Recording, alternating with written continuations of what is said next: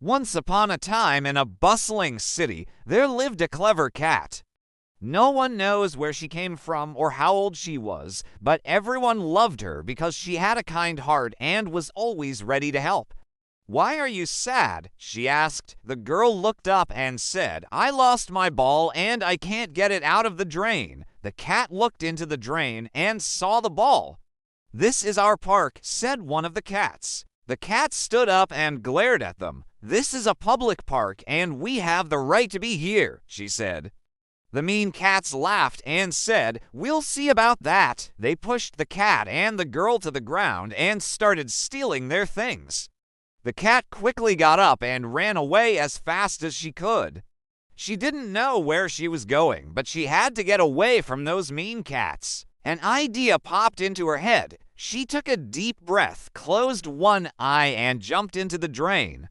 She landed perfectly and began batting the ball with her paws. She hit it all the way back to the opening of the drain. The girl gasped in surprise and reached for the ball. The cat jumped out and rubbed against her leg, purring proudly. The girl hugged the cat and said, "Thank you so much. You're the best cat ever." She would greet everyone with a friendly meow and a gentle head bump. People would often stop and pet her, and she would purr with delight. One day, the cat noticed that a little girl was crying. From that day on, the girl and the cat became best friends. They would play together every day in the park. The cat would chase after the girl's ball and bring it back to her. They were inseparable. One day, a group of mean cats approached them while they were playing. "What are you doing here?" She had never been this far away from home before. She was scared and didn't know what to do. Suddenly, she heard a familiar voice. "Are you lost?"